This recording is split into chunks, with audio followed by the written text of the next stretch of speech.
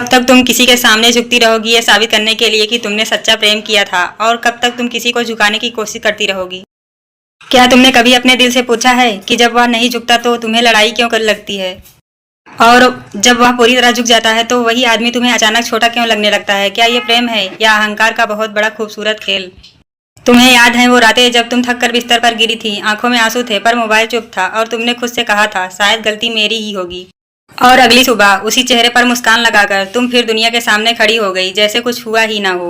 औरत की यही सबसे बड़ी पीड़ा है, वह टूटती है पर चुपचाप। सच सुनना चाहो तो सुनो, व्यक्ति से प्रेम करना बहुत मीठा होता है लेकिन बहुत खतरनाक भी, क्योंकि व्यक्ति के साथ प्रेम में दो ही रास्ते होते हैं, या तो वह तुम्हारे सामने नहीं झुकता तो संघर्ष चलता है रोज का धीमा जहरीला संघर्ष, और अगर वह पूरी तरह झुक जाए तो वही व्यक्ति एक वस्तु बन जाता है, और वस्तु से प्रेम नहीं किया जाता, उसे रखा जाता है।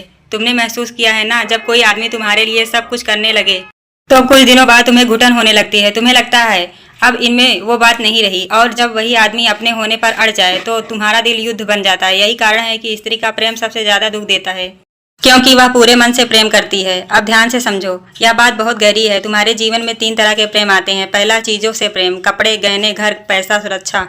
यह प्रेम तुम्हें बांधता है पर कभी चुनौती नहीं देता, यह सुरक्षित है पर खोखला। दूसरा, व्यक्तियों से प्रेम, पति, प्रेमी, बच्चे, परिवार। यह प्रेम तुम्हें उठाता भी है और तोड़ता भी है। और तीसरा प्रेम, जिसके बारे में तुम्हें कभी सिखाया ही नहीं गया, वह प्रेम जहाँ कोई तुम्हें झुकाने नहीं आता, जहाँ कोई तुमसे कुछ मांगता नहीं, जहाँ तुम खुद धीरे धीरे गिर जाती हो अपने अहंकार से। इसलिए अधिकतर औरतें या तो चीजों में डूब जाती हैं या रिश्तों में घिस जाती हैं।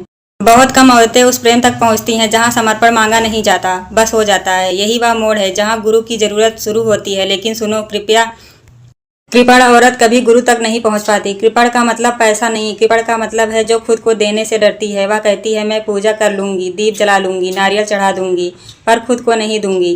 पर सच यह है बहन, ईश्वर को तुम्हारा नारियल नहीं चाहिए, उसे तुम्हारा डर चाहिए, उसे तुम्हारा अहंकार चाहिए। गुरु कोई आदमी नहीं होता, गुरु वह स्थिति है जहाँ पहली बार तुम्हें यह दिखाया जाता है कि तुम्हारा सारा दुख प्रेम से नहीं, अहंकार से पैदा हुआ है। तुम्हें प्रेम से कभी दुख नहीं मिला, दुख तब मिला जब तुमने कहा मुझे ऐसे प्रेम करो जैसे मैं चाहती हूँ। यही मांग प्रेम को जहर बना देती है।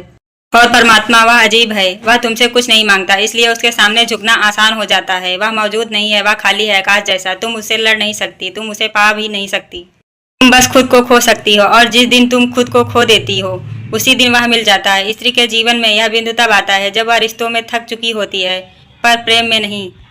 अब उसने प्रेम का सुख भी देखा होता है और उसकी पीड़ा भी। तभी भीतर से आवाज आती है, अब किसी इंसान से नहीं, अब उस अज्ञात से मिलना है। यही विरह है, यही तड़प है, यही असली जागरण है। आंखें खुली होती हैं पर नींद नहीं आती, दिल भरा होता है पर खाली भी लगता है। और उसी समय किसी के जीवन में किसी गुरु के माध्यम से एक सुगंध आती है, एक संकेत, एक भरोसा। और जब गुरु मिल जाता है तो समझ लो परमात्मा का दरवाजा मिल गया।